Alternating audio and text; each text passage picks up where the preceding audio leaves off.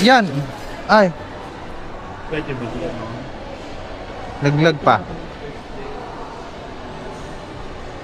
Nalaglag. Kasi, Ngunit, yung cellphone ko sinira niyo pa. Puta.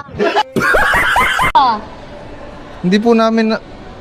Look, it's actually, I'm not supposed to even bring this phone. I'm an Apple user. Buti na lang yan lang yung nasira. It's expensive, kuya.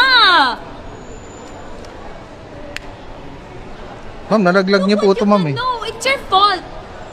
I didn't need to call my friend. If only your service was better than I expected. But it wasn't, kuya.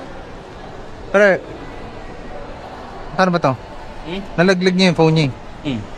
Tapos tayo nasisisi. Look, kuya, you wasted my time on fixing this iPad with an awful service and now you let me broke my phone. You let me broke my phone.